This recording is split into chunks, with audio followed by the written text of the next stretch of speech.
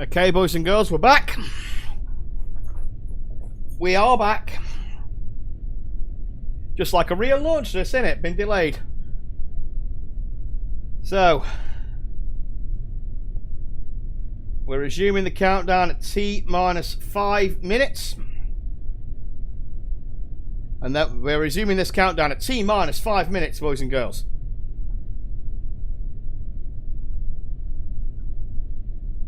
So let's see what we get here.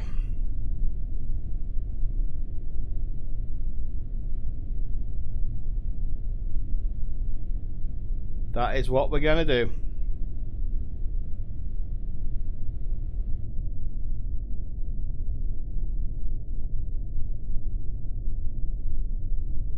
Obviously, we are just warping time ahead a little here.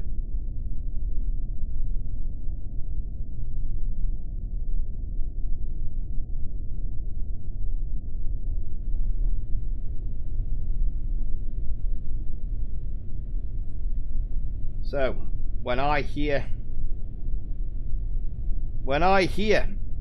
the alarm go off on this system, that is when we go. So we're at T minus 4 minutes, boys and girls. T minus 4 minutes until we find out if this damn thing I've spent months building actually works. We'll launch in daylight, so we'll skip time forward a little bit. T minus 4 minutes. Now, just a little insight into this. Unlike an actual quote-unquote Apollo flight, I have got a slightly longer launch window. I'm not bound by so much by a launch window. I can get away with taking a bit of time here. So let me tell you a little bit about what's going to happen here when we hit T0. First thing that's going to happen is the crew launch tower is going to retract. That will probably come back in about T minus 30 seconds. At T minus 15 seconds, at T minus 10, more like, we're going to ignite those 5 F1 engines at the base of the Saturn. We'll go ignition sequence start as Apollo did.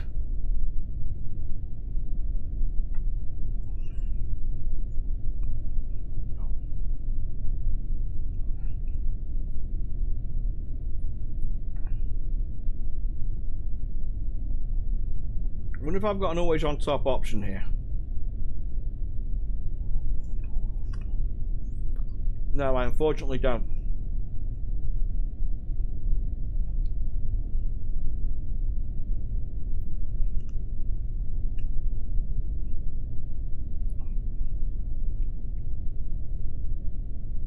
But we're all getting close now. At this point, bear in mind I do have simulated failures. At this point, everything is go. We're all green. We're T minus 2 minutes. There have been no simulated errors. This icon on the bottom right here states all systems are go.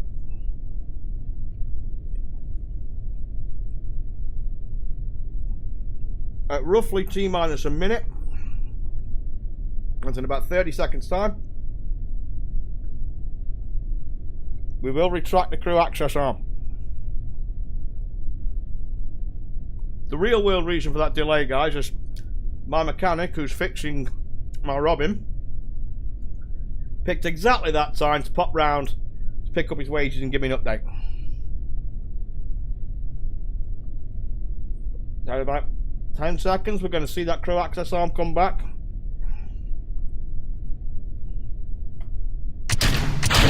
There it goes. There we go, we're going. Gone a little bit early, but it's not a problem. That is my Saturn heading for the moon. Up we go. Engine checkouts are all in the green.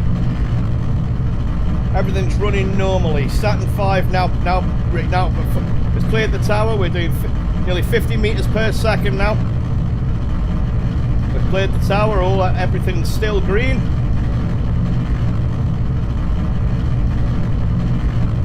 We'll complete the vertical ascent profile, and then we'll begin to, obviously we're going to then pitch the vehicle over and start heading where we're going. Our target orbit is going to be 150 kilometers up. Remember to not to scale. Roll program complete. We are pitching over.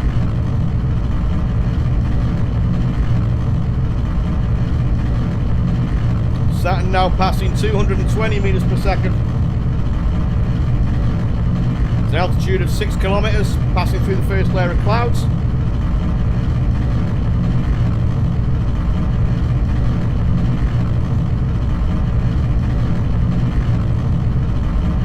Coming up in roughly 10 seconds now on first stage shutdown separation. That first stage MECO is coming in sometime in the next about 10 seconds.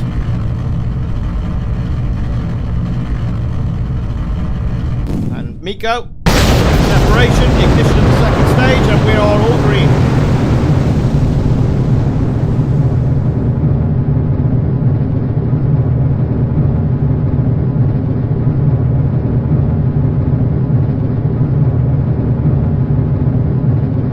Auto staging is now safe. We've passed through max Q and we're starting to show a little heat on the outside of the spacecraft. This will dissipate quickly. Saturn V now accelerating past 1,200 meters per second.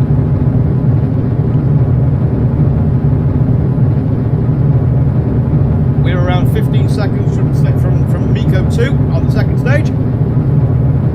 MECO, of course, being an abbreviation you often hear during live streams, which simply means main engine cutoff. We're now leaving the atmosphere, and as you can see, the heat is starting to dissipate. Coming up on second stage MECO. S2 jettison. The next thing that's going to happen in a moment is you'll see the escape tower. You see the escape tower on the nose of the vehicle go, and we'll ignite the second stage. Ignite the S4B. 3, 2, 1, ignition.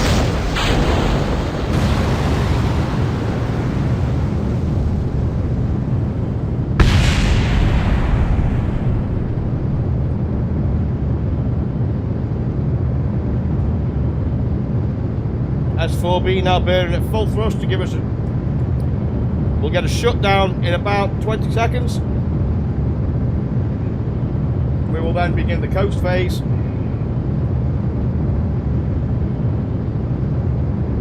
Before the circularization burn that will be coming up shortly.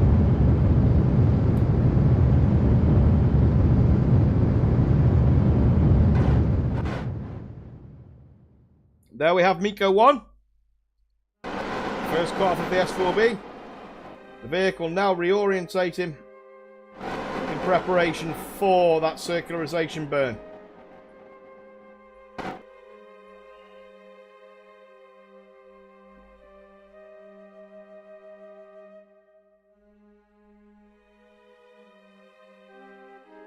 We're now accelerating time, and we're coming up to this orbital circularization burn. That really is quite pretty, isn't it?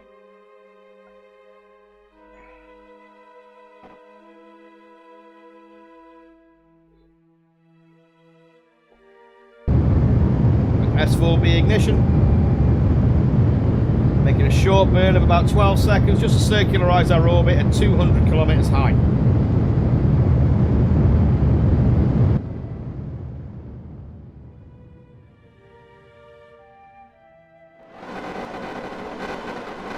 Circularization burn complete. We are now in a stable parking orbit.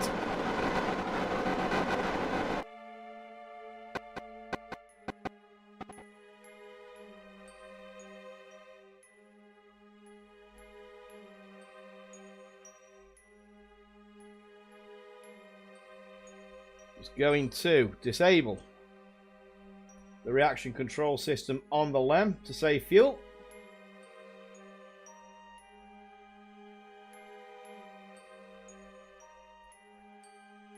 Let's disable that. let's enjoy the full screen, a full screen view of this marvel of engineering.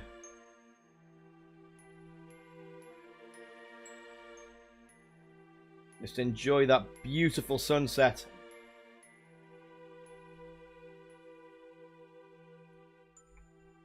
Really is so pretty, isn't it?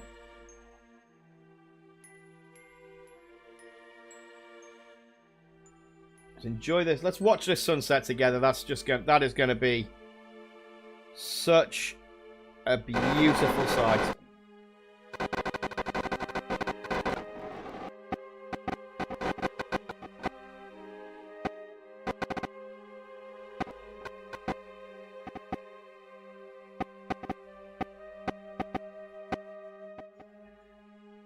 Look at that. See the mountains there peeking over the horizon. Absolutely beautiful. Okay, we're now going to set up the TLI, or the Translunar Injection Burn.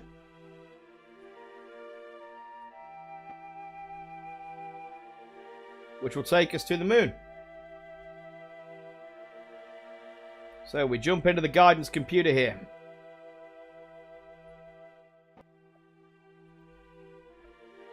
And we set up a Hohmann transfer to the target.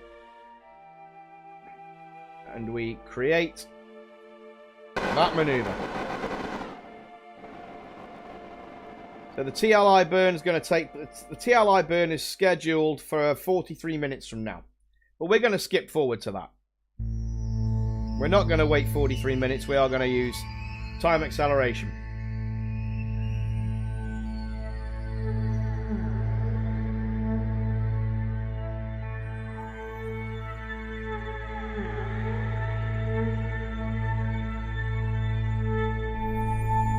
Spacecraft, of course, now in a stable orbit, and it's holding orientation, pointing in the direction it's going to need to fire. It's contrary to popular belief, boys and girls, spacecraft in orbit, they don't follow the Earth around like that. They actually hold the same orientation. They will hold that. They will hold the orientation they were left in. S4B ignition. Engine good, thrust good, course vector is good.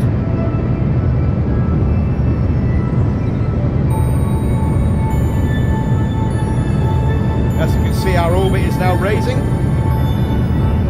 The moon is currently over here and we will intercept it. You don't go directly to the moon. We are heading in that direction now. By the time we get there, that is where the moon will be. Here's the moon now. When we reach this point, the moon will have gone around this orbit here. We'll arrive there.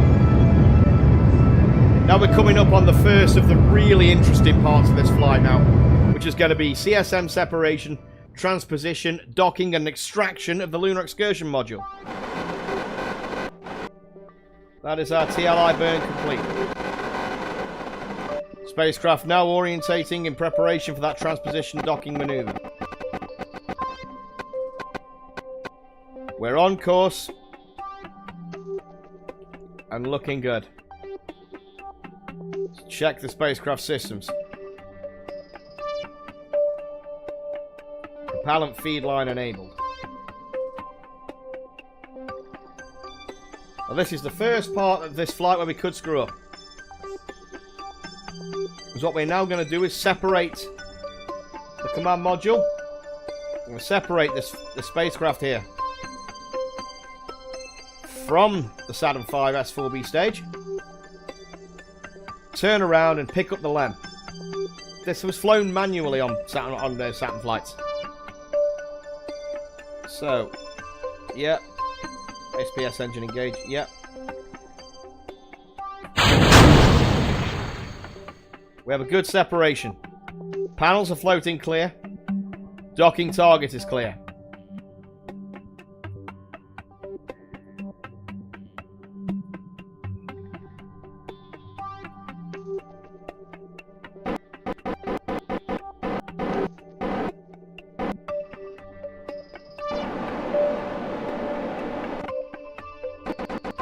flip around.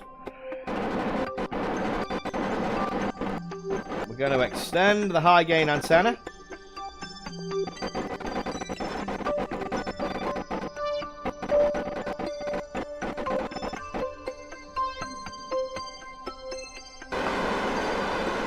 And we're going to dock with the LEM now.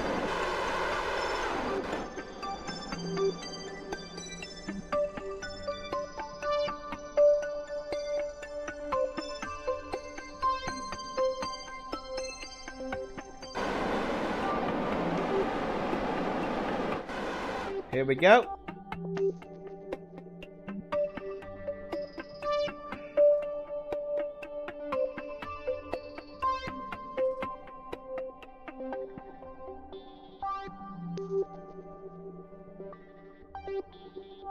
Two meters.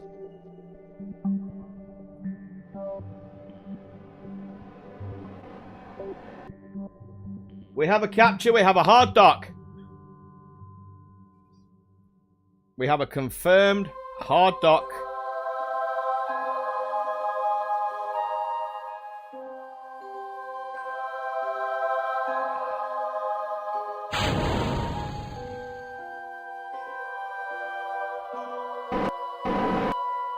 We have a good LEM extraction.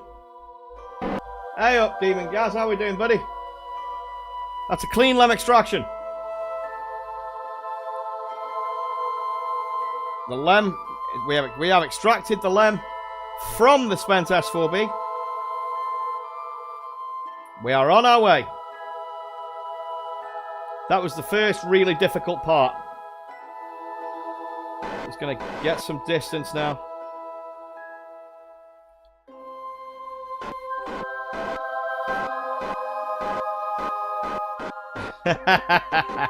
Trust you, Demon Gas, trust you. Right, well there we go. We'll just get clear of the S4B now.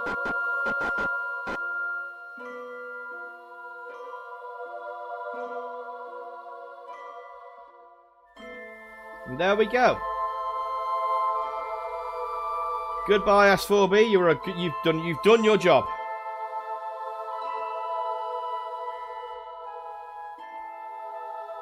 Check the legs on the LEM are all good, which they are. Fantastic.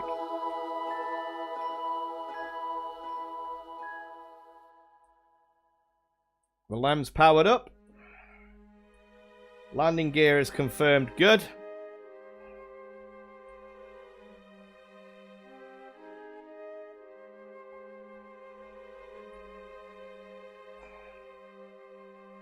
And what we're now going to do is set up the LEM staging.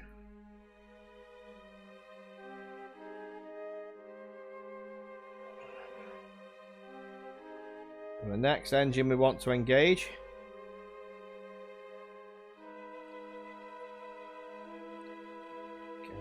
let's make sure we've got the right separator here. Yep, that's going to be that separator there. And then that separator there. So just programming the staging system here. And there we go. The SPS engine on the command module is engaged.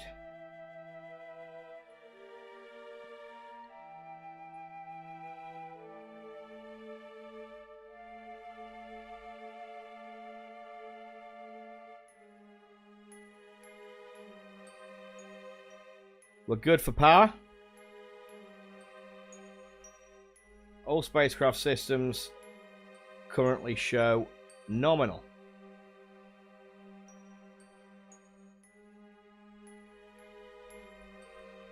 Close the outer doors.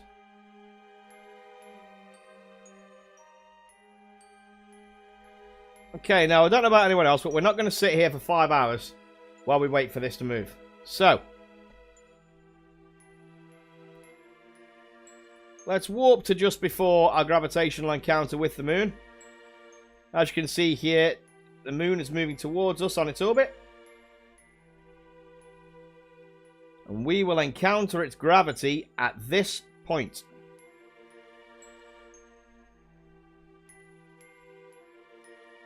There is the moon right there. Oh, dude, don't we all, mate? Don't we all? Okay. Now, as you can see, we've got the debris here showing. Those are the 4 drift panels from the S4B. The S4B itself will be about somewhere.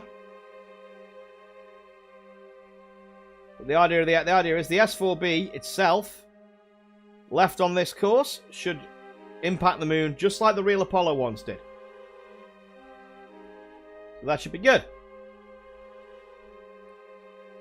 Now we're going to warp now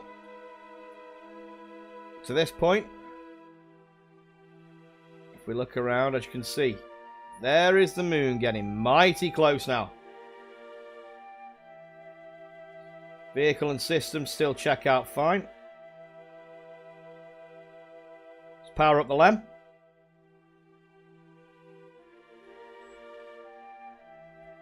LEM status checks out.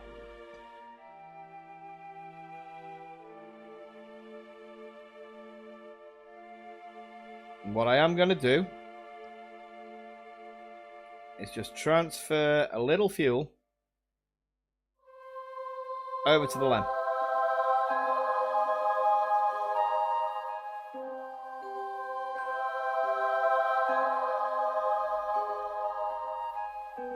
So there we go. We're now good. We now know we've got enough fuel.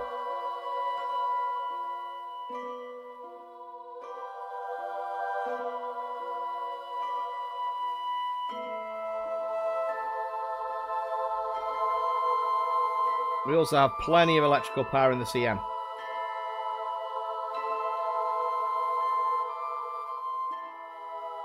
Let's move to where we are now influenced by the moon's gravity. Here we go. As you can see on our current course, we will impact the moon. We don't want to do that. So, we're going to set up a burn here.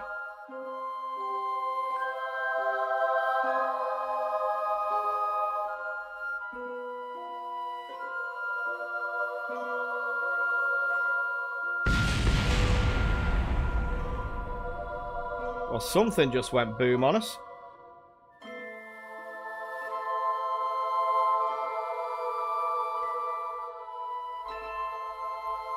That will bring us into just off equatorial 60-mile orbit above the moon. So I've planned the maneuver and we now execute it.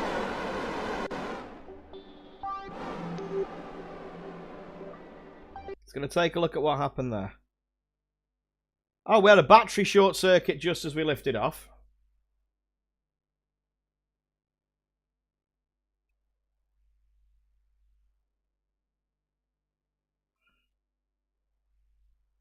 Yeah, we were expecting that.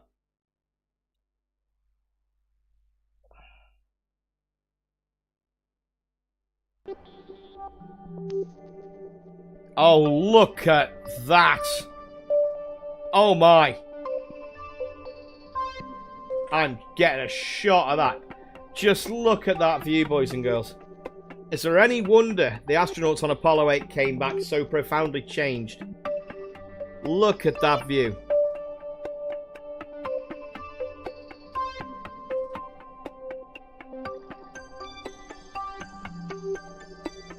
I'm getting a few shots of that. Gaz, I'll send you some of these, dude.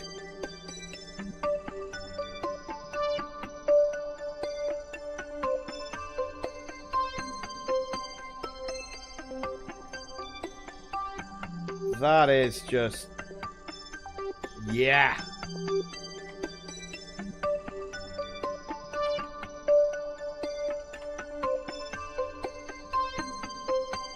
Where's the moon? There's the moon.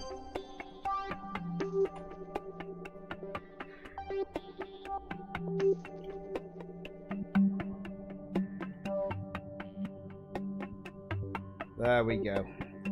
Maneuver. T-minus 12 minutes.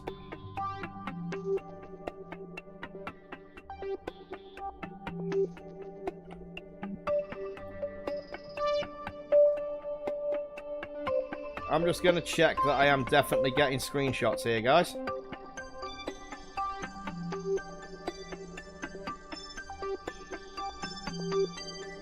And I am not.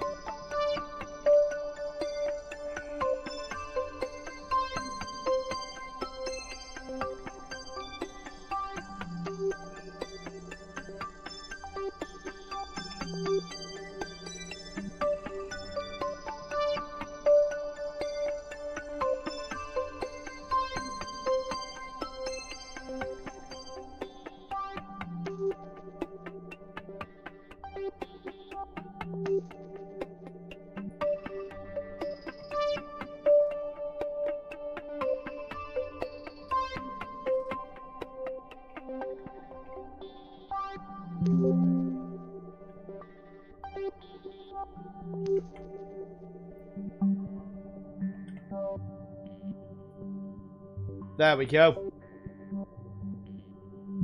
I've just got a cracking shot of that. Okay. We'll now warp to the maneuver.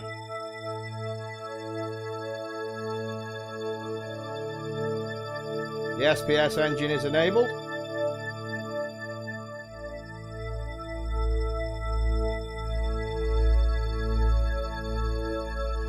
Preparing for the lunar orbit insertion burn. Yeah, giggity. I said insertion. Where's the fucking moon? Oh, I see it.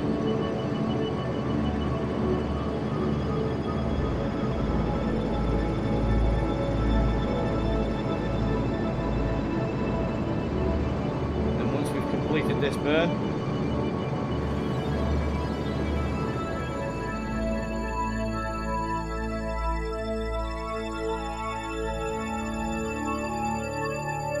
burn complete. Yep, there is our orbit. Just off equatorial. Now, I believe that the rest of these, the rest of the debris here, the S4B spent stage, and the drift panels that we jettisoned, those will now crash into the lunar surface on their own. We do not need to worry about them. They will drop on their own. I'm really glad you guys are here to see this.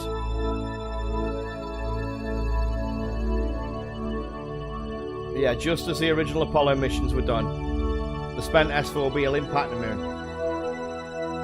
Now, to plan our next maneuver, which is going to be, first of all, a circularization burn.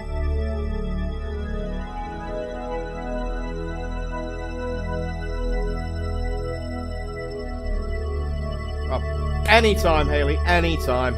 Always good. Always good to have you when I'm doing space nerd stuff.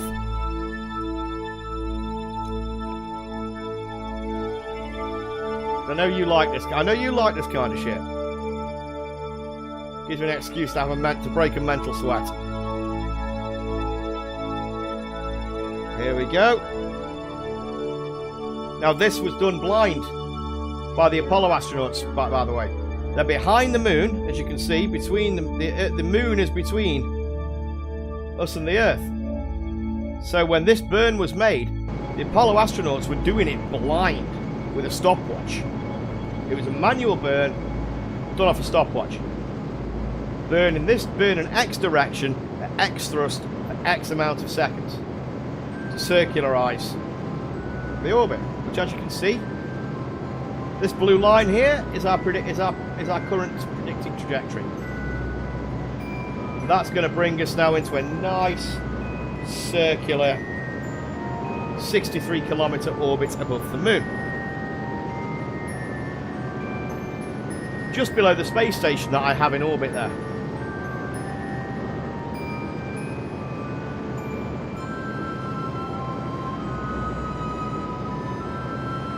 Thrust on the SPS engine looks good. Delta V looks good. Now the SPS engine on the service module only has one more burn to complete after this one.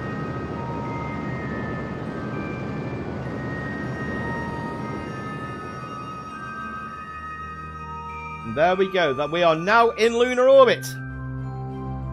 That is the lunar orbit insertion burn complete.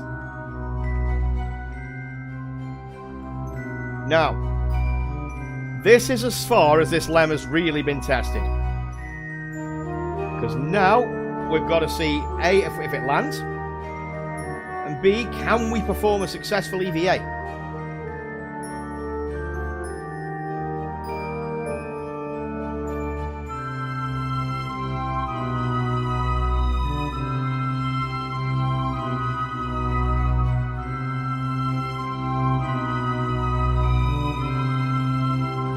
We now have crew aboard the LEM. We've transferred 2 crew members to the lunar module. Now let's pick a landing site. I sent an unmanned LEM up. An unmanned test LEM. It's there at the moment.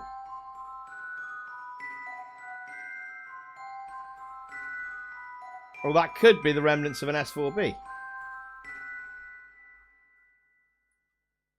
Our spent S4s have now impacted the moon's surface, so it's safe for us to look at landing. But as you can now see, this green line is line of sight to receiving stations on Earth. And as you can see, it's blind. There's no communication with Earth right now. The Apollo astronauts had to endure that. Jim Lovell stated after 13 that that was the hardest and loneliest time of his life. Behind the moon on 13 when they were making the free return.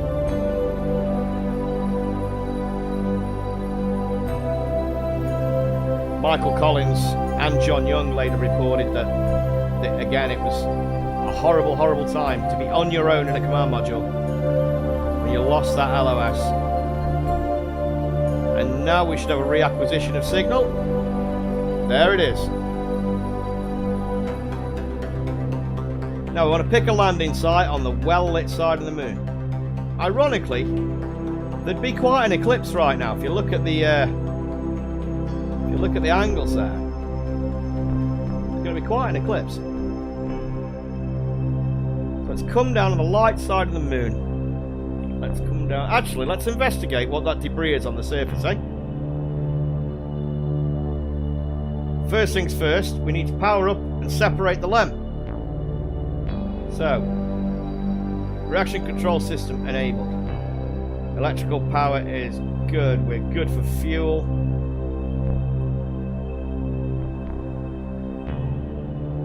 All's good. Communications are good.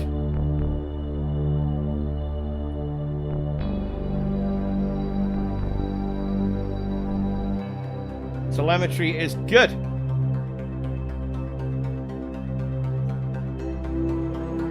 Separate the LEM.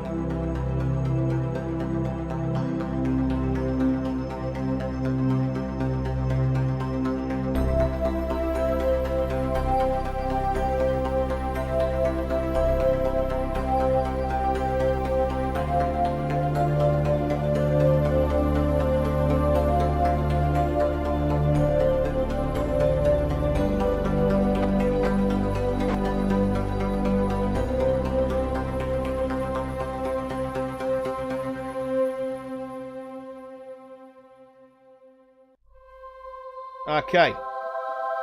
Command module is now on autopilot. We're flying the LEM. Right, friends in chat, who's ready to try and land this puppy? Let's have a sound off there. Give me a go, no go for powered descent.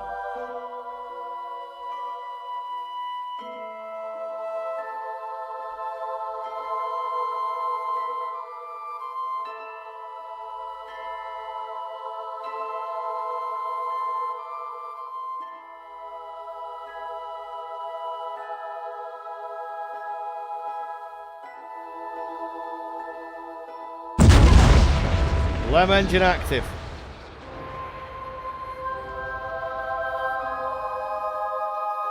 Going to maneuver away from the. Now going to maneuver clear of the command module.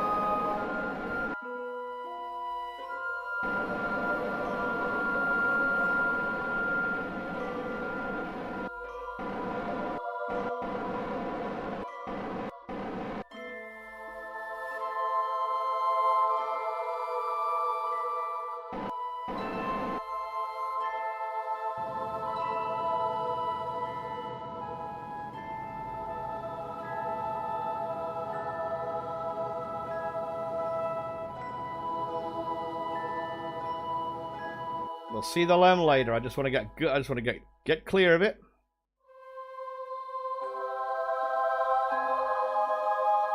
Okay, we're now clear of the LEM. The LEM's now clear of the CM. We have a go for powered descent.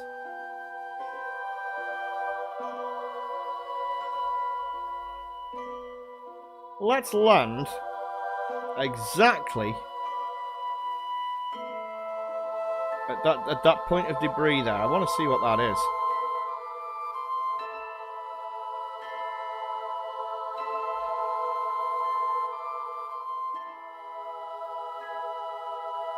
Okay, we're now, that's it. We are go for deorbit burn.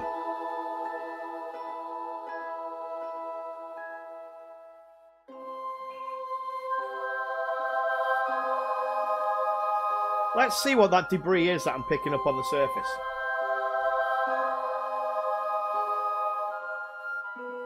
I think it's the burned out descent stage.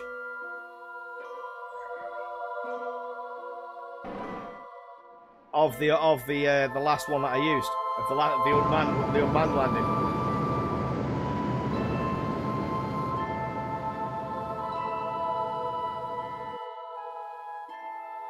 Okay.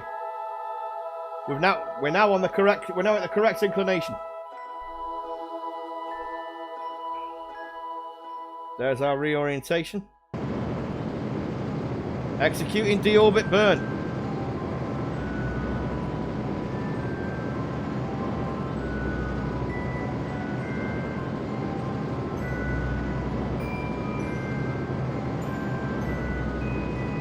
Red line, as you can see there, that is our predicted landing trajectory.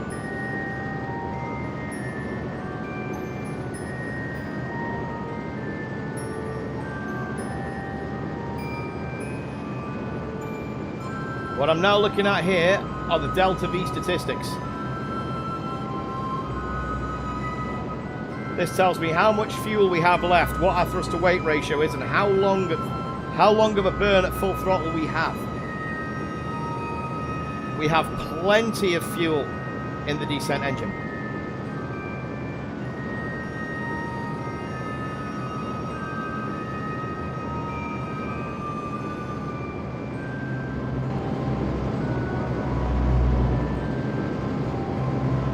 As you can see, we are now bringing our landing site into where this debris is. I want to know what this debris is.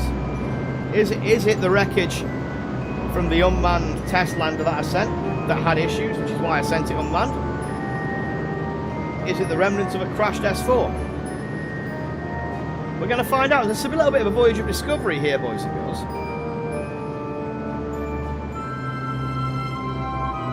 There's our command module orbiting.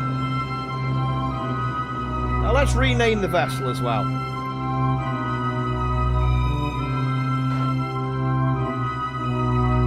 Let's name it for...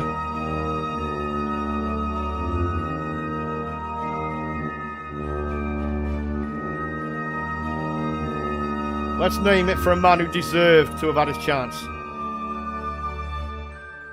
This is now the Michael Collins. The late great, God rest him. A man who should have had his chance. So, big respect to Michael Collins there. A man whose biggest fear was losing Neil and Buzz and having to come home alone.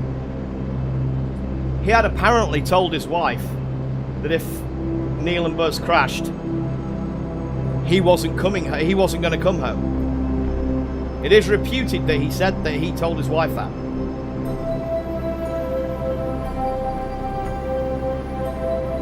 Okay, we're deceleration.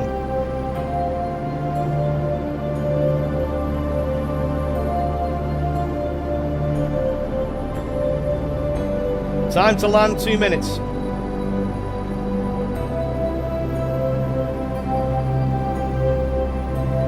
This is where we find out if this engine has enough power to actually land us. I've not tested this LEM.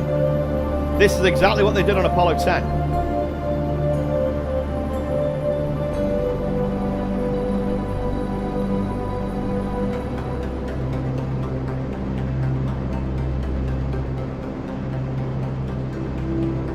where we find out if this engine has enough power to land us. If it hasn't, I'll have to call abort. I am ready to do that. I am ready to call abort should I need to.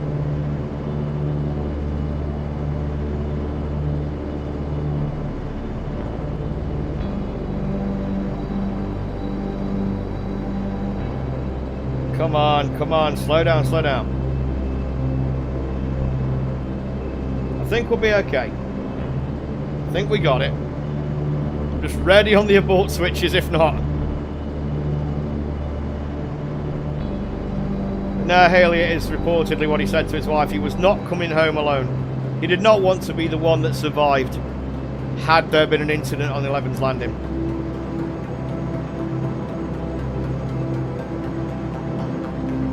Damn, that engine's working overtime.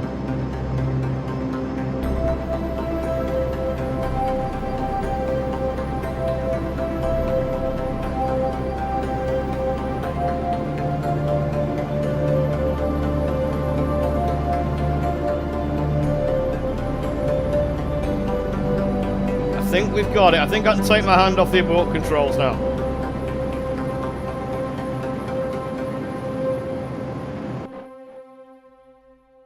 Yeah, we got it. We got it. We're now going to take a final descent. Then we'll kick the engines in just enough to slow us down.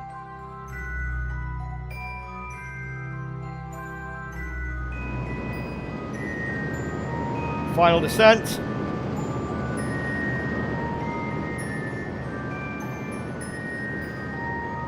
There are a few boulders nearby. We've cleared them.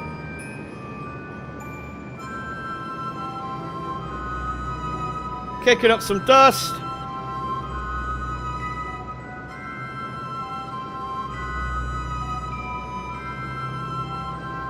Contact light. Engine stop.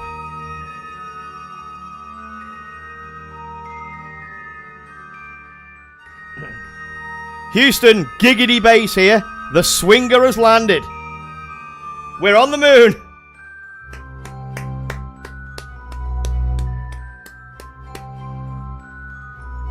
And as they did back in the day, this is where we light a smoke and we celebrate.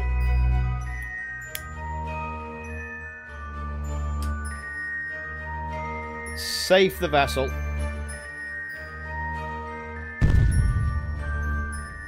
Okay, that's the vehicle saved. And we're going to do just as the Apollo missions did, and we're going to wait now until we're in daylight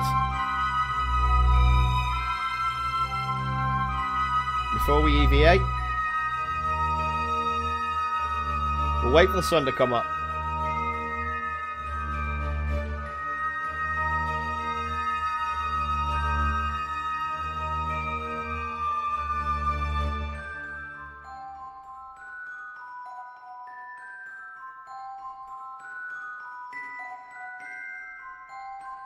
Just wait for the physics to calculate. Now, even this beast of a system takes some time to calculate this stuff. So we're going to wait for daylight. Obviously, it slows down when it's calculating the trajectories of the spacecraft above us. So you'll notice those delays always come when something passes over us.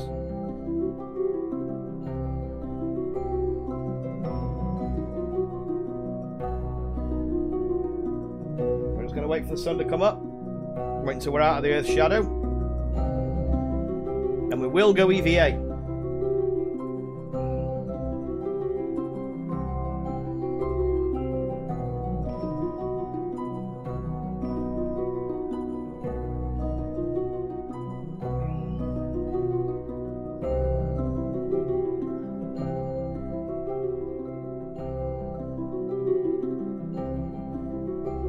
Just waiting for a little light.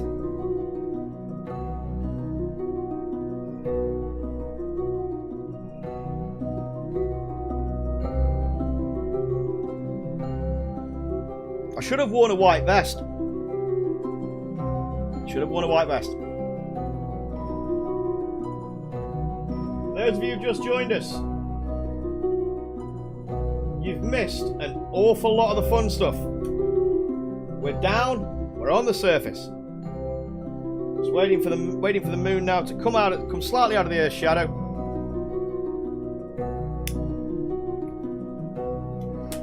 There we go.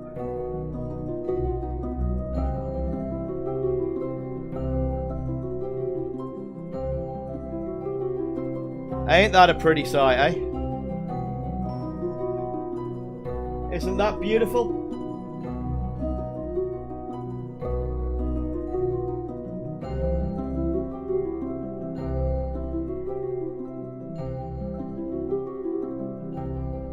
We always wait. We always wait for daylight, Haley.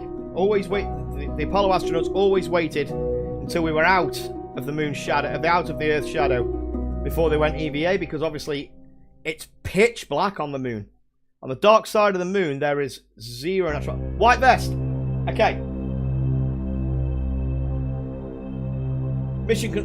Flight director Gene Kranz, who was the man in the hot seat during most of the Apollo landings, specifically 11. Before every flight, his wife would always make him a brand new white waistcoat that he would wear with the mission patch on for the duration of the flight, and on their successful return he would then burn it.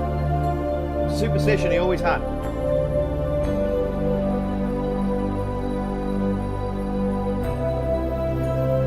There is a man I would love to sit down and have a brew with. Gene Kranz. The man who developed most of the mission control procedures that we know. The only one he kept was 13, because he considered that vest lucky.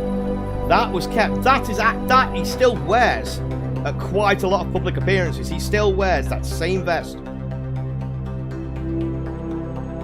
The interesting thing here, boys and girls, I'm showing 4 viewers. That's a YouTube record for me.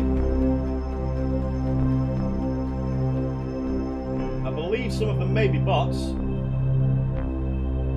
or non-registered viewers, or people who are choosing to watch anonymously.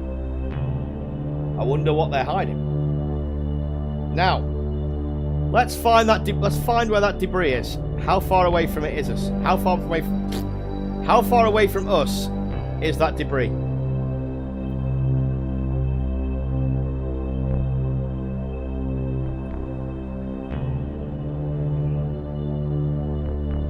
Let's take a look.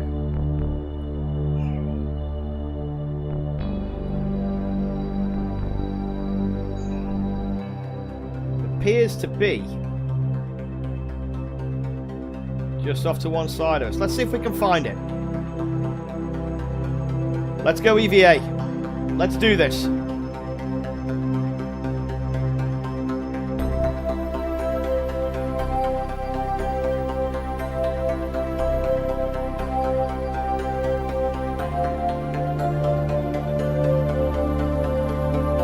I apologise for the graphics glitches.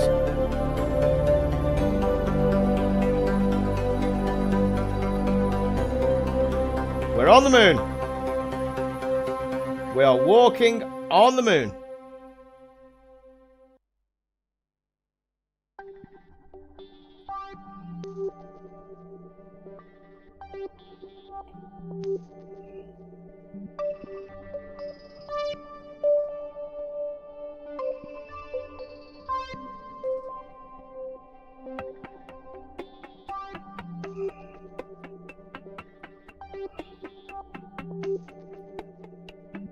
Let's do it. The flag has a beacon on it, of course.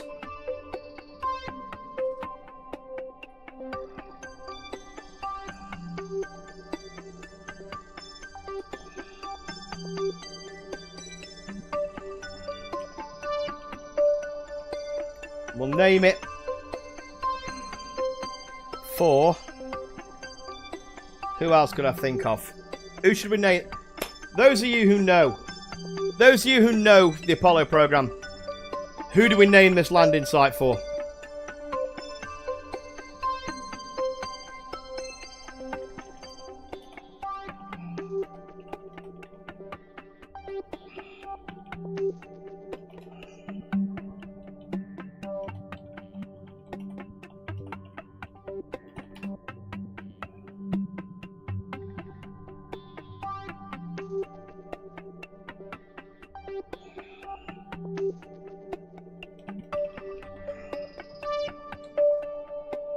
Armstrong landed. We don't name it. We name it for the men who didn't land. We need someone who didn't land here. Someone who flew to the moon but never landed. You know who we're going to name it after? Actually, I'll tell you who we're going to name this for.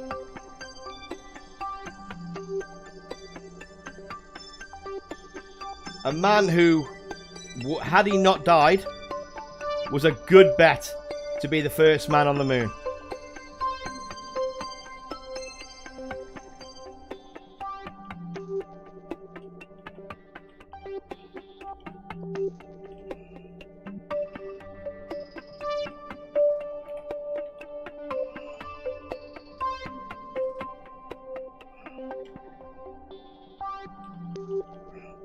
We'll name it. Yes! Yes, yes, Haley. Yes, yes, yes.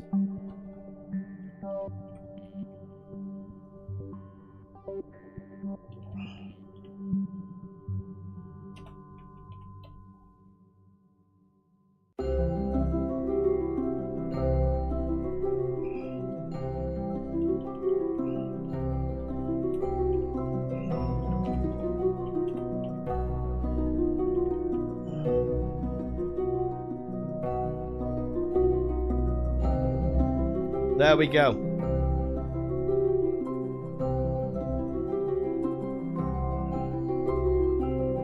Ladies and gentlemen, I dubbed this site Werner's Rest. And it reads, "We came in peace for all mankind with Haley and Gaz on a Friday. Thank you, Dr. Von Braun." There we go. Welcome to Werner's Rest. Now, I apologise for the slight graphical glitches. This is obviously a highly modified installation of Kerbal, and it is not without its bugs. And there's our debris. It is the spent stage.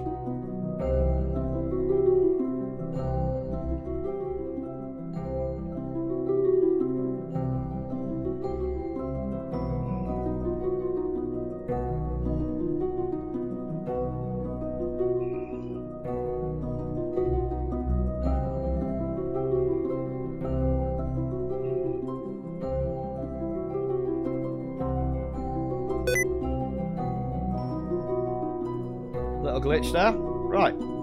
I can see our debris.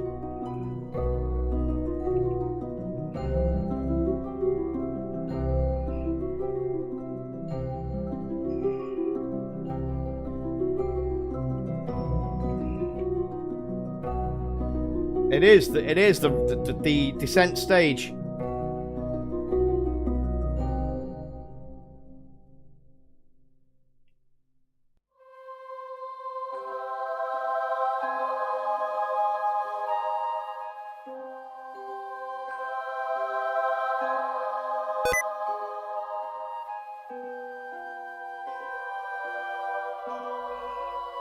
Bloody computer glitched out on me there.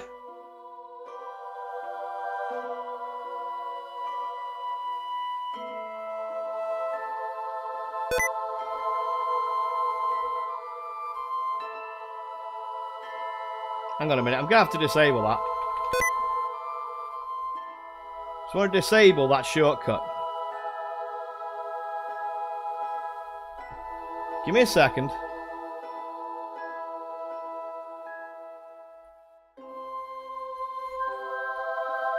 Bloody sticky keys. Yeah, it's exactly what it is, guys.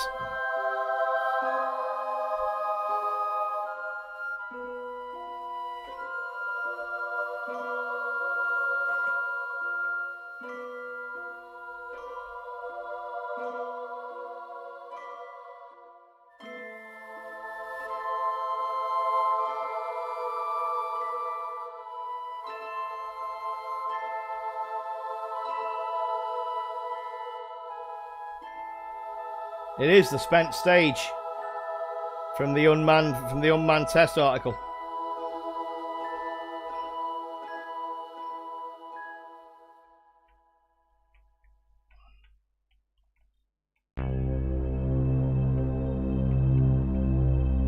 what it is, look. I sent an unmanned test article up. And we had a catastrophic failure of the ascent stage. Hence my LEM being redesigned. There it is, look. That's what our debris was.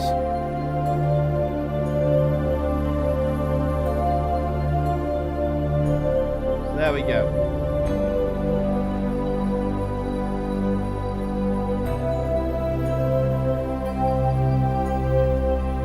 Now, obviously the Apollo astronauts never got to try the maneuvering unit on the moon.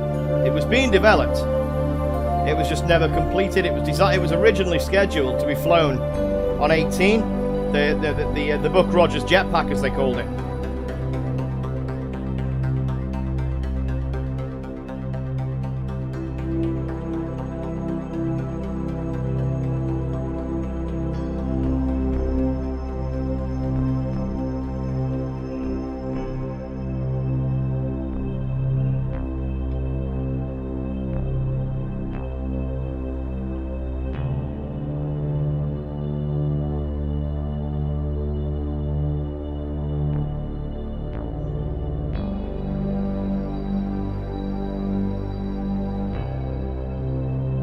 Obviously we can't see the Earth at this point.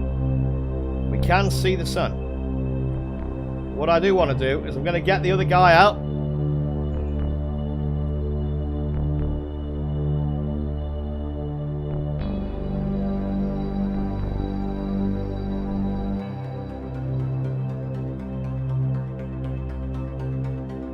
going to stand my dude there.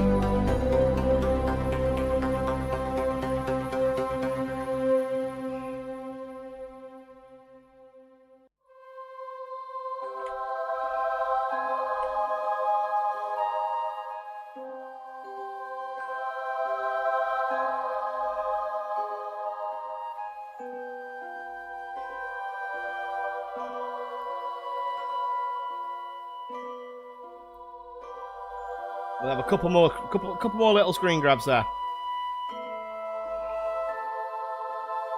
Now this one, guys, this goes out to a lot of people. This one.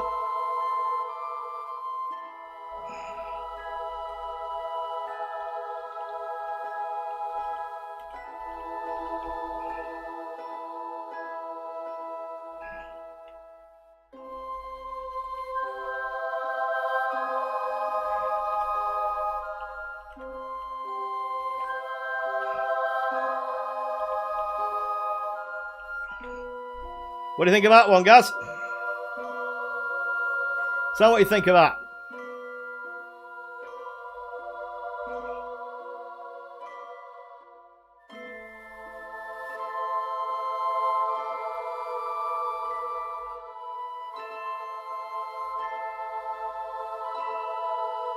My work here is done.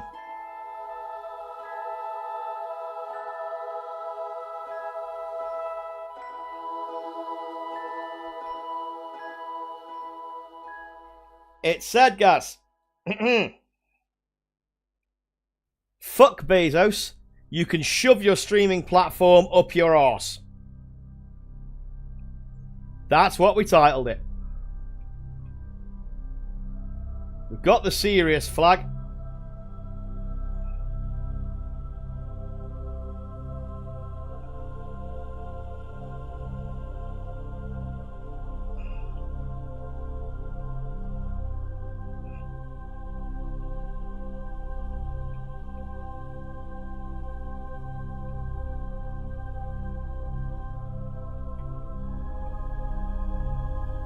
And yeah, this was always a tricky point.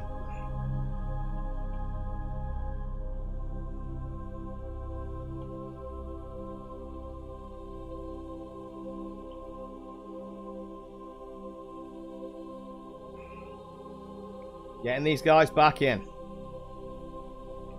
Now we're coming up to probably the most difficult part of this whole flight. The most difficult part of this whole mission is coming now, which is the getting home.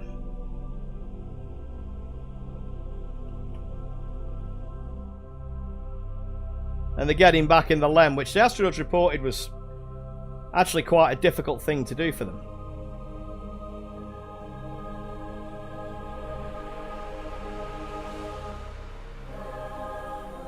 Okay, we're back in the LEM.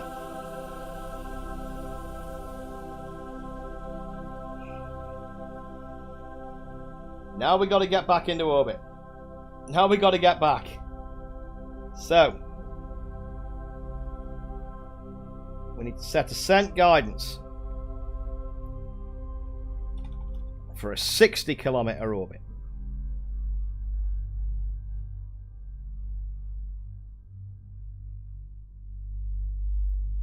Our current orbital inclination is good.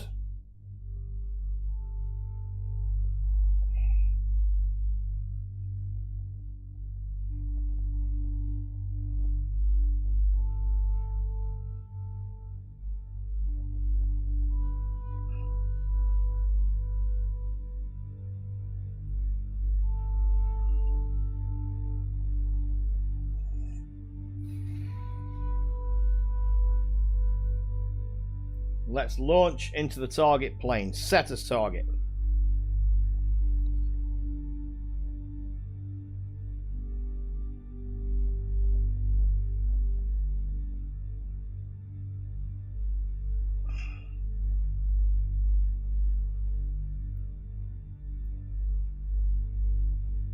Launch to rendezvous.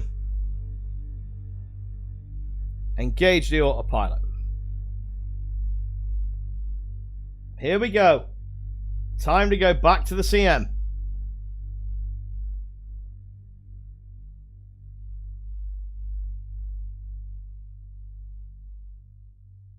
This is going to be the hard part.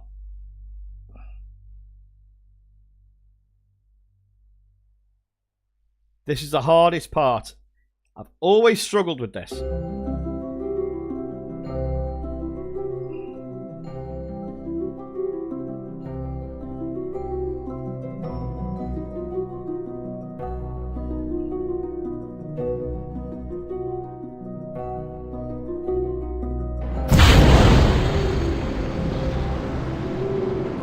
Away we go.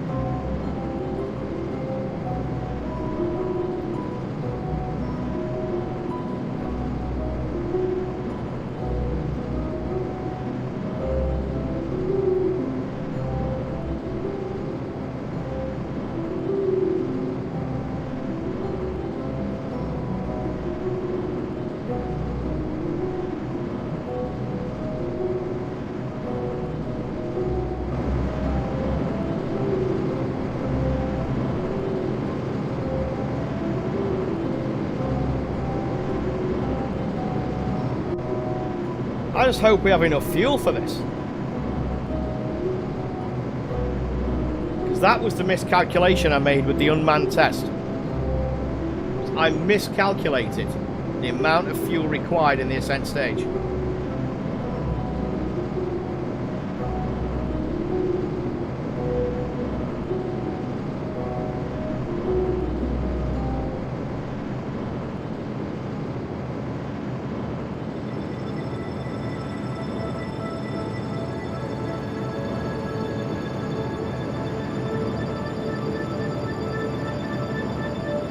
Now that we're picking up speed, we should be okay.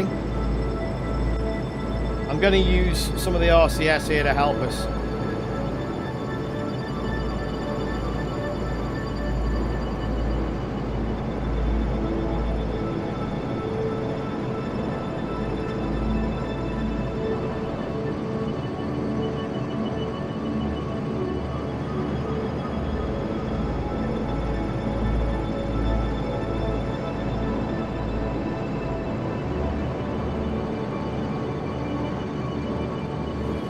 think we're okay.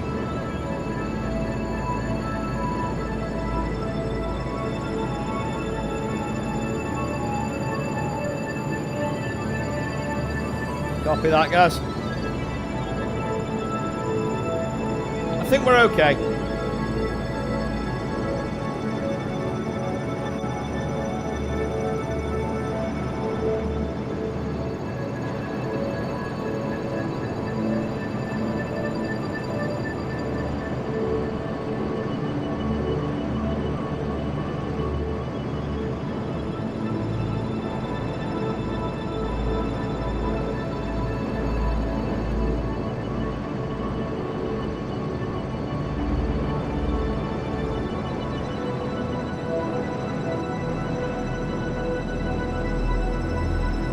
Minute and 30 seconds of burn time remaining.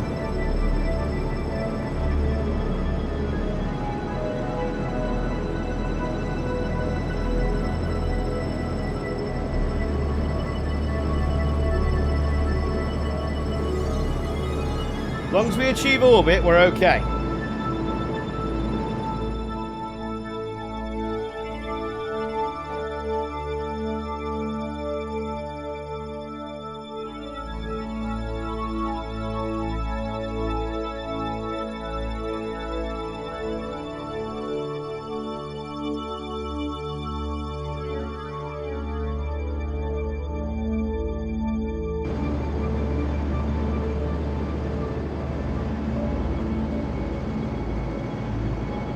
Got our orbit.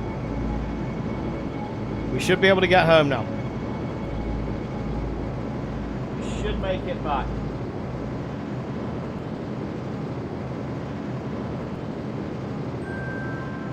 It's a good thing. We should get home.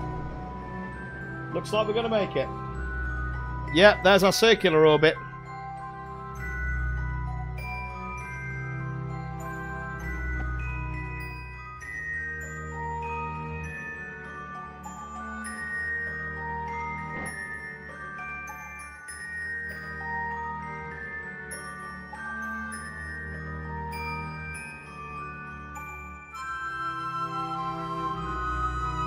Now we need to put ourselves on a rendezvous on an interception course.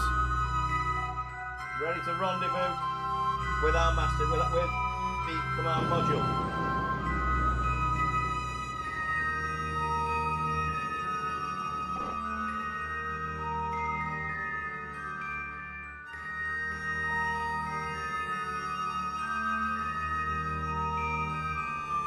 This will take a while now because it's calculating so many different factors. Because I've got two spacecraft quite close to me now. As you can see, we've got the stuff on the ground, obviously where we landed, plus the stuff in orbit. It's doing a lot of work. Even this system, which as you well know, guys, has got some poke.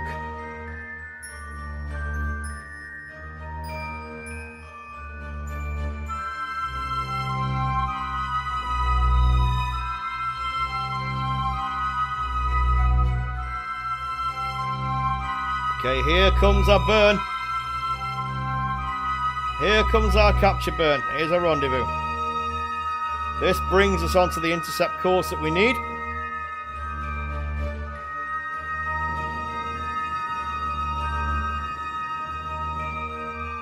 There she is. There's our target. There's our burn.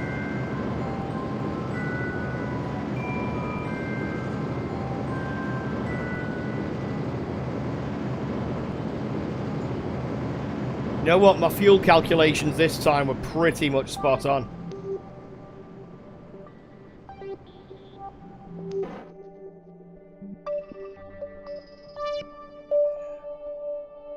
Yeah, looks like my fuel.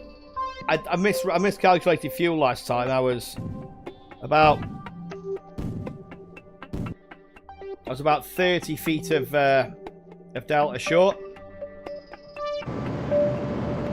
This time, looking at my delta stats, bumped the curb, only just. We've only just got it, but we've got it.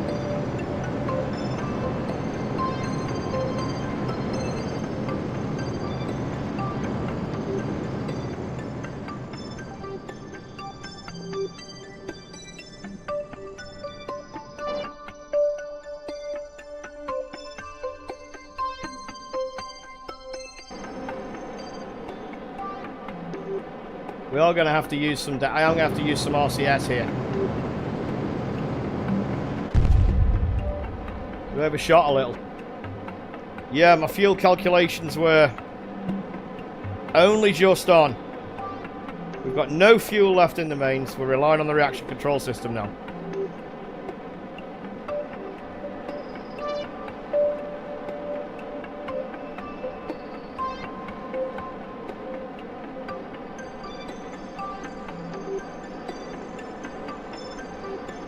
Yeah, the fuel calculations were a little low.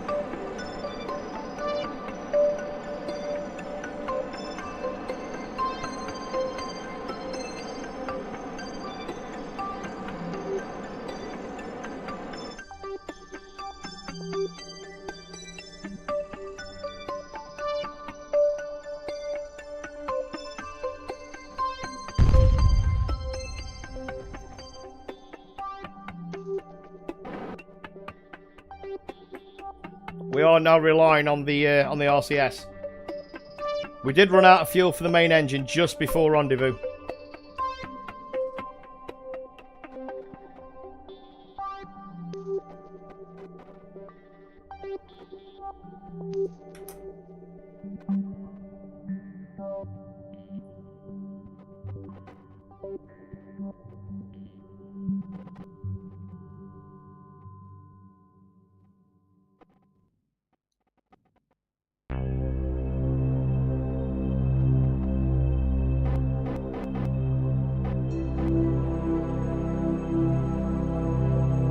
I think we've got it.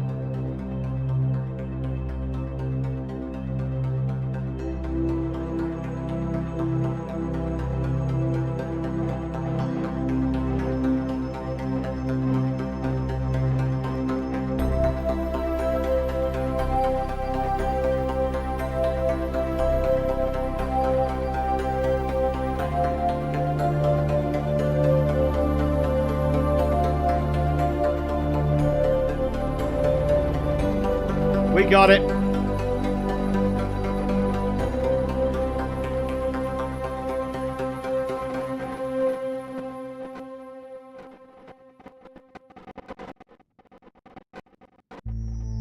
Okay, we got it now.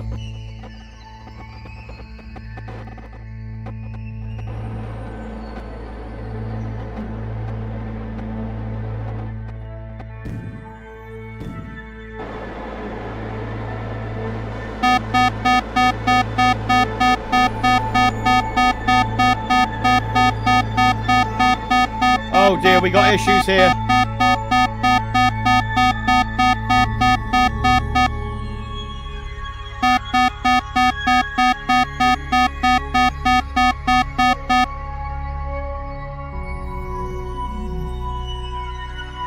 Okay, we appear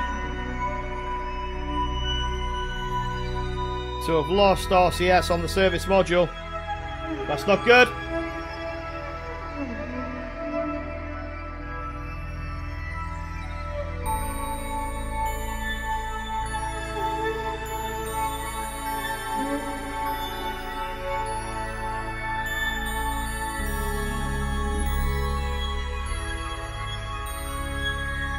Okay, this happened on one of the Skylab flights, actually.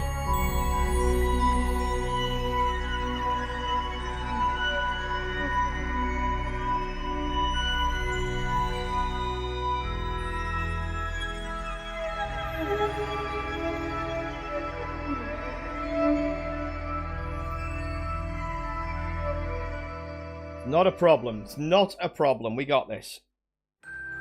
I've disabled the RCS control system. So we're venting, but I've disabled the RCS.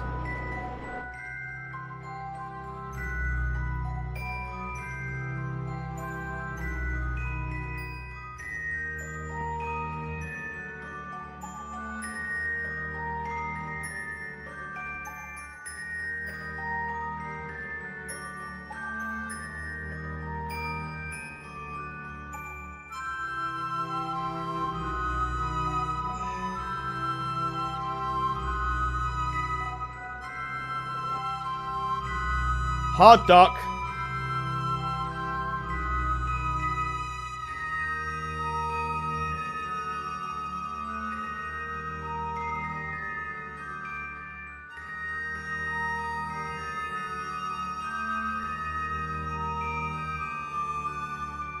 Okay, we're all back in the CM now. We'll double check that. No crew on part.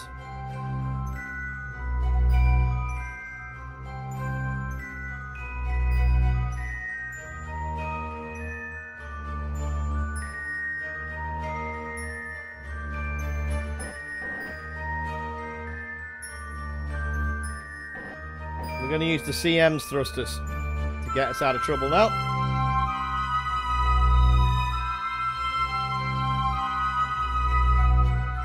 Going to put the LEM on autopilot.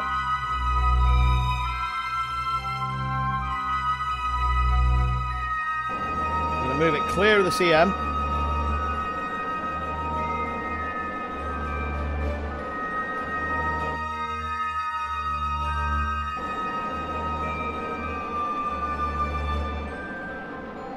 It's going to set it to deorbit itself now. That'll crash in. That should crash into the moon. Put that periapsis down using the reaction controls. We'll crash the LEM into the moon, then we'll get this slightly malfunctioning CM home.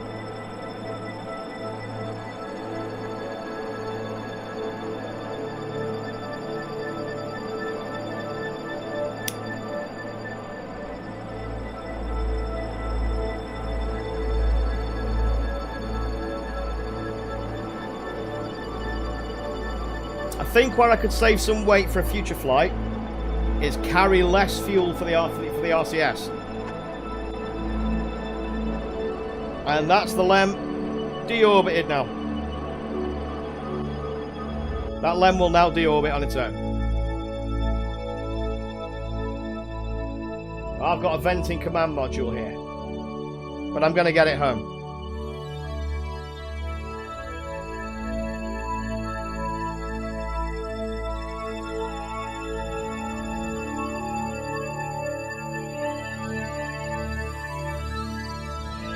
Now, I plan my maneuvers manually.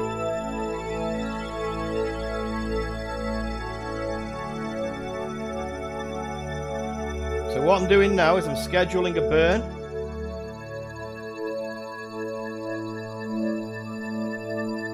That will give us a free return.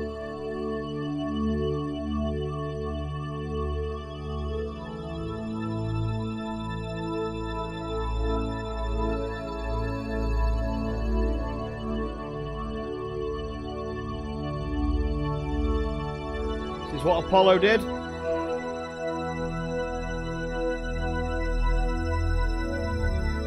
Trans-Earth injection was designed to give a free return to re-entry. Lunar re-entry was very, very fast. So I want to set a I want to set. Yep, that's about right. Go a little bit higher. We'll go for, yeah. Okay. There we go. Maneuvering. Execute next. Okay, the burn to go home is now planned.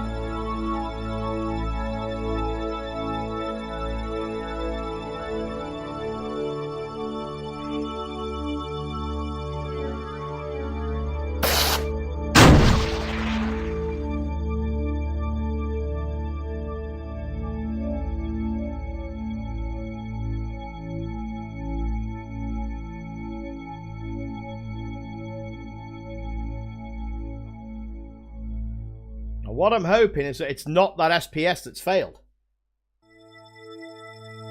Because that's my concern. Is the SPS functional? We don't know. Again, this is how Apollo was. You never knew.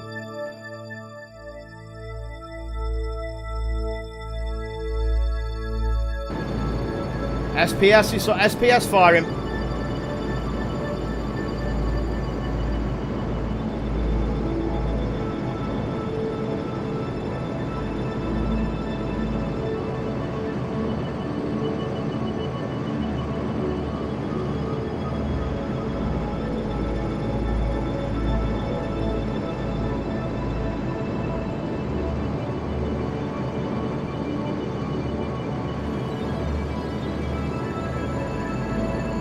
We're going home.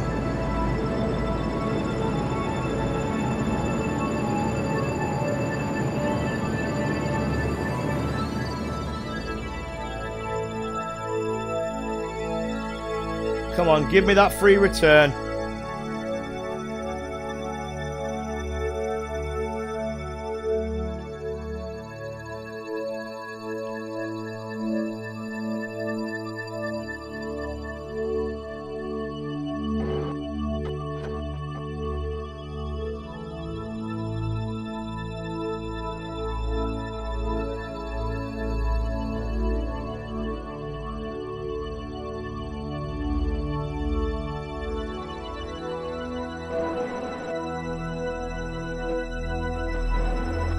Can confirm that we have got an RCS failure on the service module.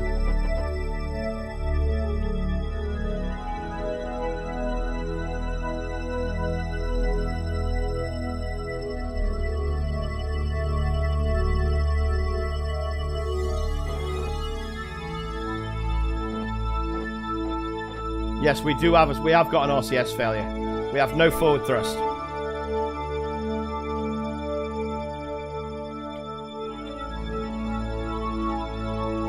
There's our re-entry corridor planned.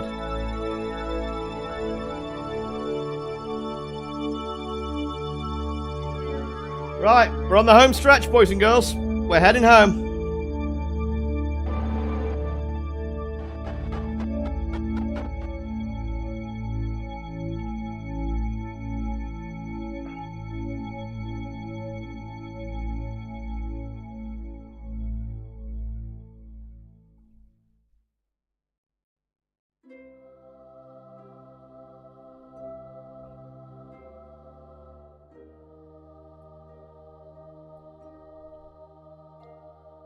There is the Earth getting bigger in the windows. Okay.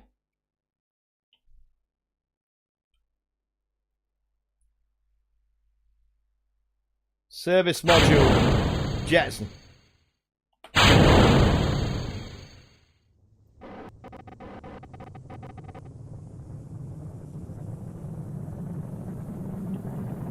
Okay, guys. Lunar re-entry. This is fast. We are coming in very, very fast here. I've brought us in quite shallow.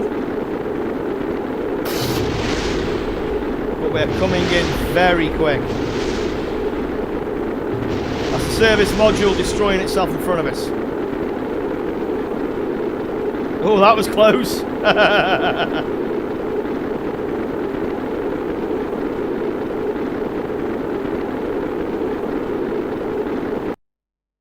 Now, looking at this,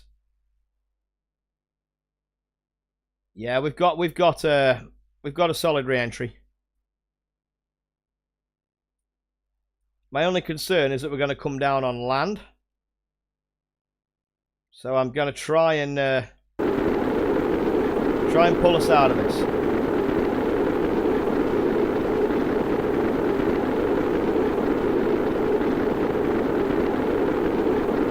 Oh, that was a close one, Gaz. Ironically, the first test flight of Starliner, that's exactly what happened. That is exactly what happened. It nearly crashed into its own SM.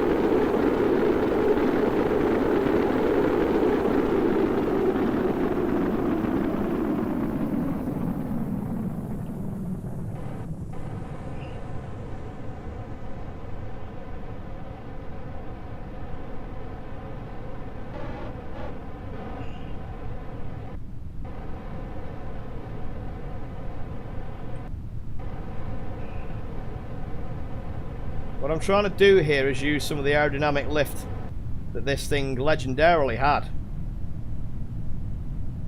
I'd rather us not come down on land. We can.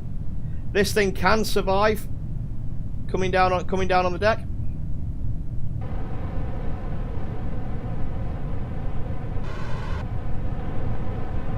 But obviously I'd rather have a nice soft splashdown in the ocean.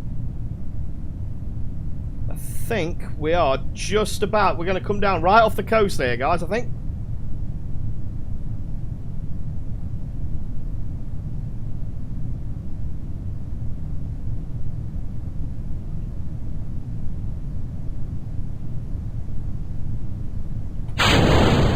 There goes the parachute cover.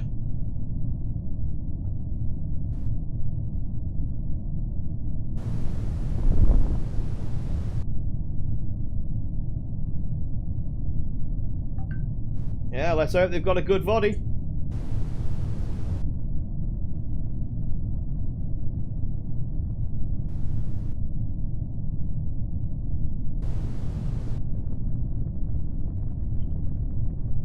Okay, why can't I pull up my CM right now?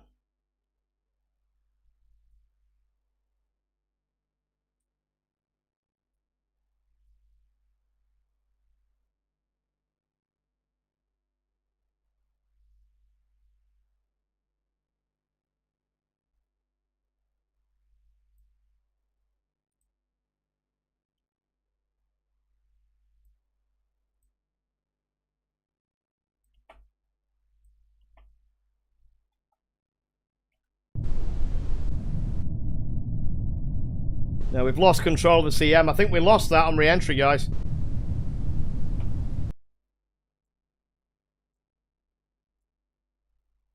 Yeah, we lost it. We lost it on re-entry, guys. We had a of all the things, we had a parachute failure there. We had a chute failure.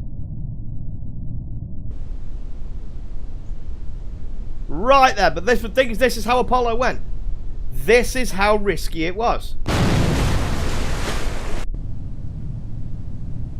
We had a parachute failure. It would not deploy the chutes. Here it is, look.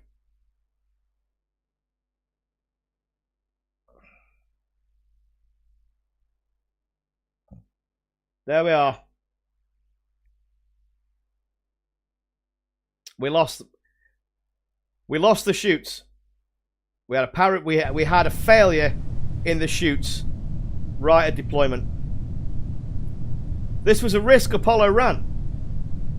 It was a risk they ran. But this is the way it crumbled. All that way. Everything that could have gone wrong. You get through all that to be taken out by your chutes failing to deploy. So you don't hit the water at a gentle 20 miles an hour. You hit it at a suicidal 300.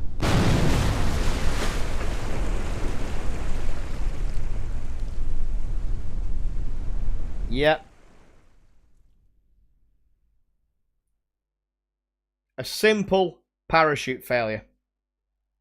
But I'll tell you what.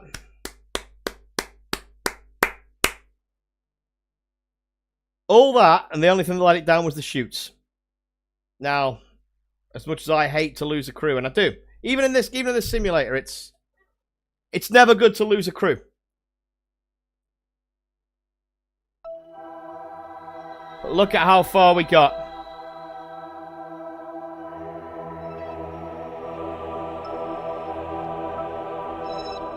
So we'll now send the we'll now clear up all the debris.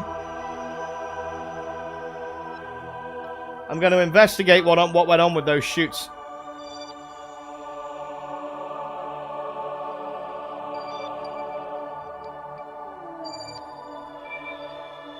I wonder where we've got a save.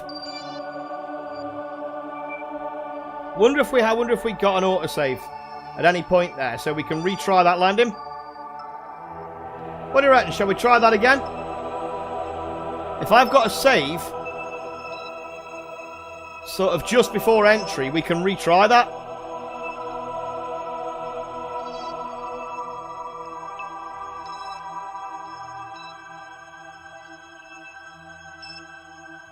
I'm gonna see if I've got a save just before entry. I want to complete this. I want to complete this flight. I wonder.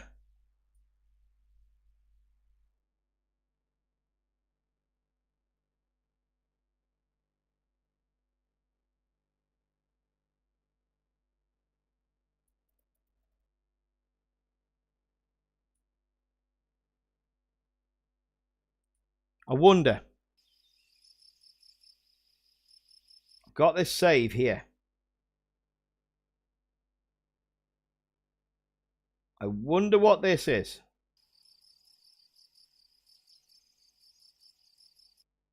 What's in flight? It's probably not the one I want.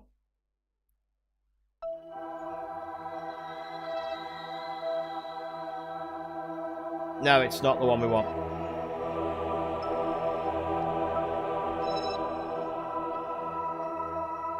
No. That's not a viable save. Let's take a look at the other saves and see if any of them are during that mission. If we've got a save during there. Quick save, 5 flights in progress. Where was this?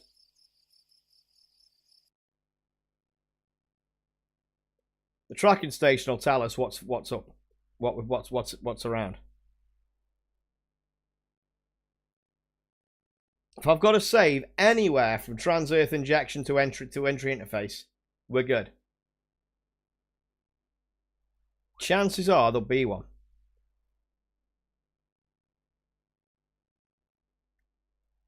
Let's have a look.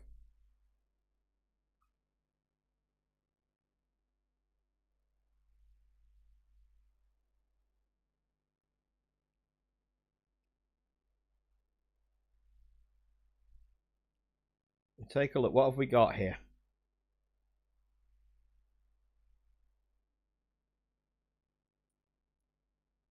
Yes, that's entry interface. We've got to save at entry interface. That's it. That's the one we wanted.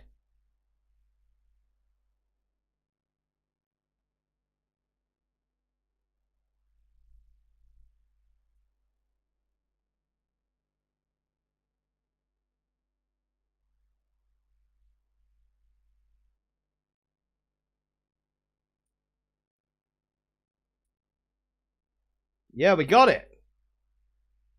We have a save there. Excellent.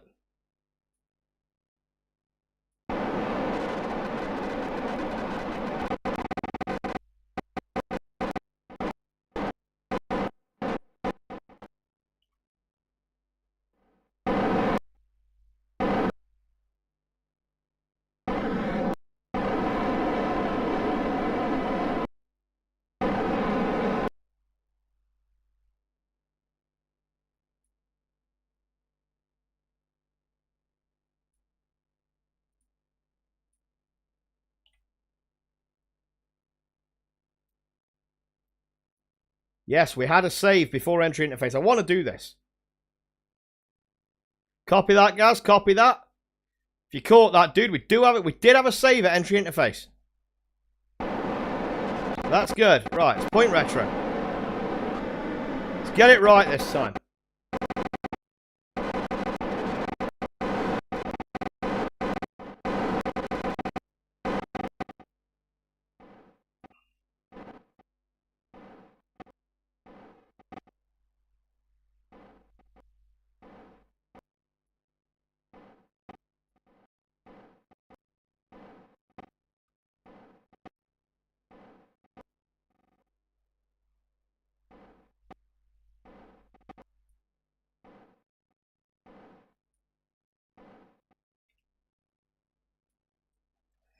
There we go.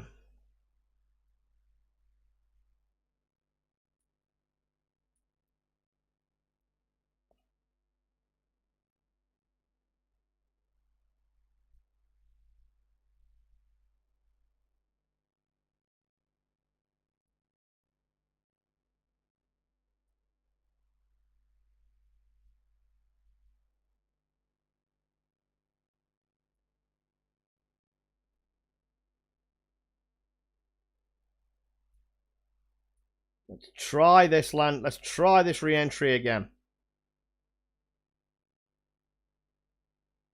Okay, that's entry interface.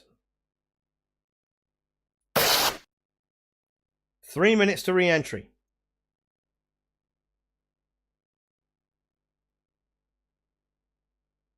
So let's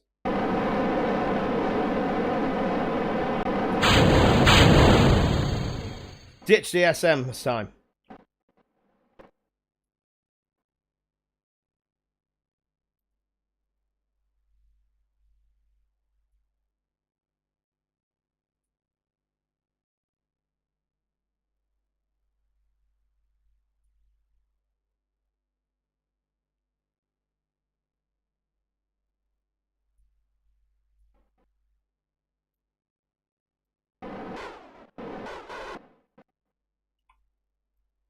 You see, we got a good service module separation this time as well. That's good.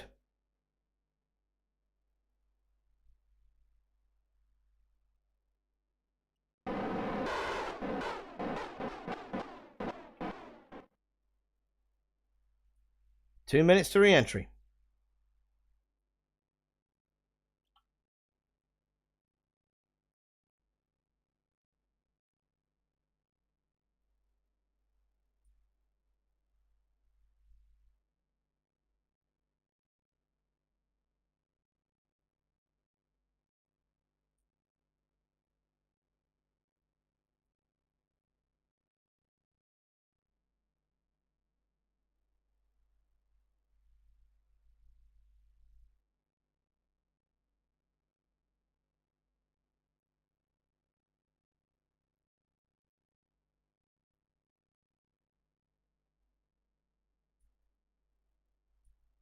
What's this one? Got something. I've got another vessel in orbit here. What is it? Is it a spent stage that we missed?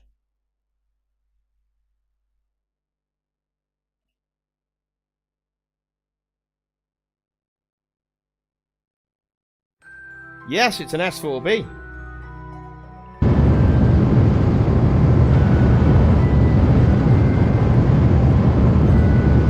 Get that dumped. We don't want any of those lying around.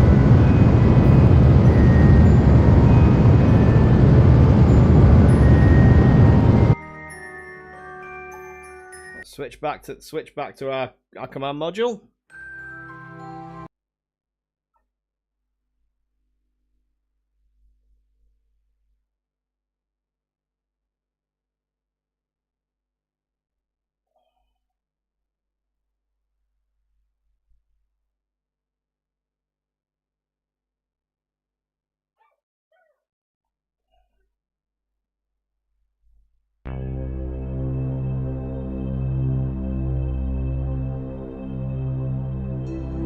There we go. The chutes are now set up.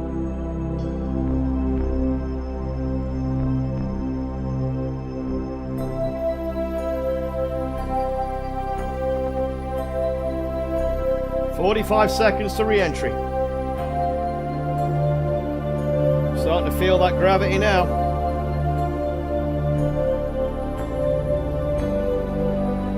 No apparent atmosphere as yet, but we are coming in awfully, awfully fast.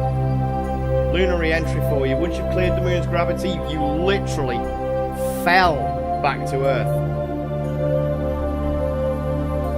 Now, I've seen Charlie Brown.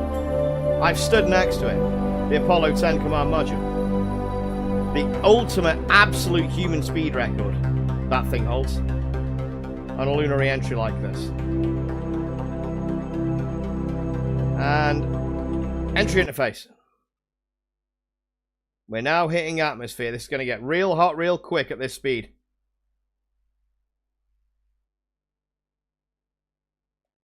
Just in time, guys. We're just re-entering.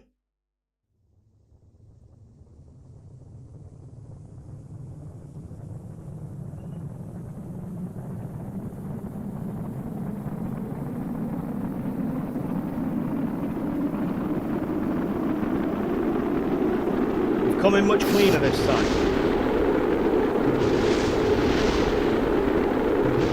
We dumped the service module a lot earlier.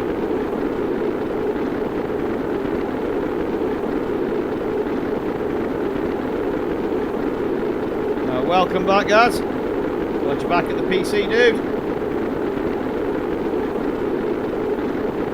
Okay, we're losing speed pretty good. Good clean entry. The G loading's good.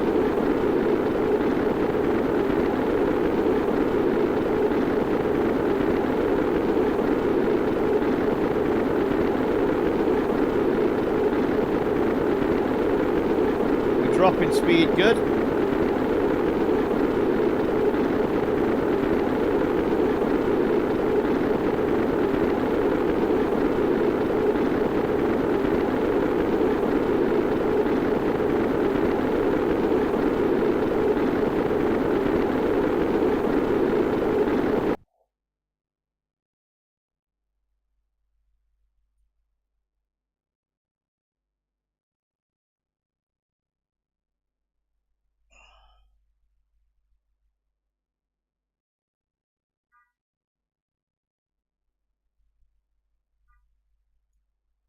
Yeah, we seem to have a good entry corridor now. And we should have a nice, clean landing. Chunks of the service module seem to have skipped off the atmosphere.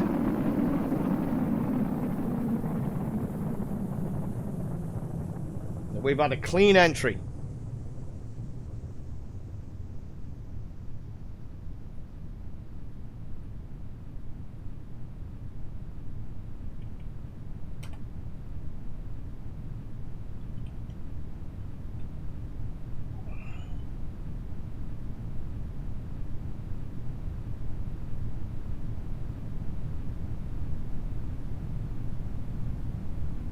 Don't we all? Giggity, giggity, giggity, goo, motherfucker. I like it clean till it starts getting dirty. Although, a nice, romantic dirty, letting go of all inhibitions dirty is much, much better than outright filth. That's just me being a soft git.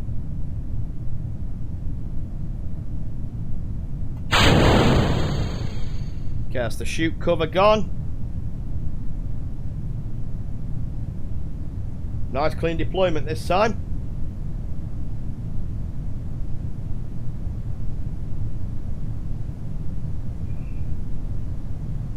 The chute should auto deploy at 1,500 meters, which is about 4,000. Which is about 1,500 meters from 3. About 4,500 feet.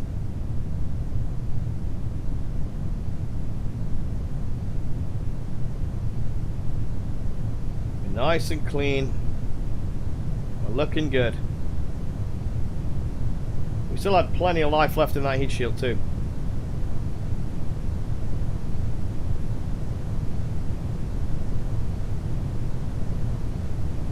Okay, chute should auto-deploy. 1,500 feet.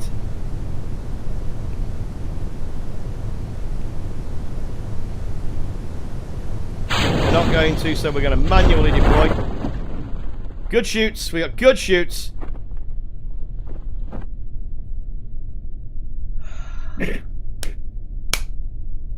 Hello, Willow. What are you doing here? I was just popping in. Oh, nice. Nice to see you, sweetheart. Only just spotted you. Only just spotted you there. Huh? Only just spotted you. We're streaming live to YouTube. I've just finished a moon flight. Oh. We're literally. I saw you in Discord, so I was like, I'm gonna say hi Oh. and scare him a little bit. Ah, always lovely of you to drop by, sweetheart. Always lovely of you to drop by. I need to change my YouTube name. This is bad. Ah, don't You worry know about what? it. I'm making a new YouTube account Oh, nice. because it's my dead. No, it's because it's my dead name. I'm not using my dead name on YouTube again. Ah, fair dues. I'm still using the same one because it's not been banned Oh, from so what? YouTube. How many times have you been banned off Twitch? I've only got banned the once, but they keep finding my backup accounts. So I've given up and just gone to YouTube now. Anyway, Well, excuse me for a second, Willow. So yeah, boys and girls, we're very, very low down. We're on good shoots. We had a clean entry. That's it. We've been to the moon. We've landed on the moon. We have written cool shit on the moon. We have made a good re-entry. We're at 3 good shoots, and we're almost down. That's been a nice little flight. So we'll probably kill the I'll probably kill the broadcast once you've recovered this, and I've said my goodbye-byes and so on and so forth. But just want to say to you all, thank you so much for coming along. It's been fucking brilliant. Really enjoyed having you all here to see this. You should try Kick. I have looked into using Kick, but I'm having trouble with it, to be fair. Just getting everything to integrate the way I want it to. Well, my friend Mist transferred over to Kick, but he does Twitch as well, so he does both. Yeah, well, it's easy to draw people. It's easy to draw people over from one platform to another. Like, he's doing both platforms at the same time. Yeah, fair. Not at the same time, but like he does Kick in like the mornings and then Twitch over night time, I think. Ah, sweet. Which I tend to fall asleep. 100 feet to go. Come on, baby, come on. Let's have a nice, clean one. Nice and gentle. 4.5 meters per second. Beautiful. And that's how we do that. We are down. How about that, boys and girls, eh? We fucking pulled it off. Let's recover that ship. And there we fucking go. We've done it, boys and girls. Over 500,000 miles round trip. At a maximum speed of about 35 times the speed of sound by the time we made entry interface there. That's quick. That's moving. So that's that. I'm going to switch into the...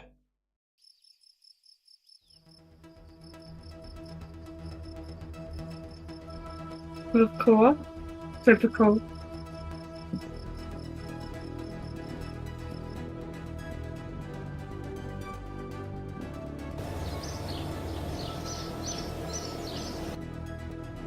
Right, and there we go. I've unmuted myself. I can see you all. You can all see me now. You can all hear me now. Please show your appreciation to the give a fucker meter. There. There it is. The wonderful give a fucker meter. Now, thank you so much for coming round, guys. As usual, I've been Mr. Blonde, and I want you all to be very nice to each other. If you can't be very nice to each other, you have absolutely no place coming into any of my broadcasts. So thank you, Hayley. Thank you, Gaz. Thank you, Willow. It's been really, really great you to drop by. Keep your eyes peeled for when I'm live again. If you're watching me on YouTube, hit that subscribe button. Hit that notification bell so it'll tell you whenever I go live. Thank you very much. Now get the fuck out of here. Blonde out.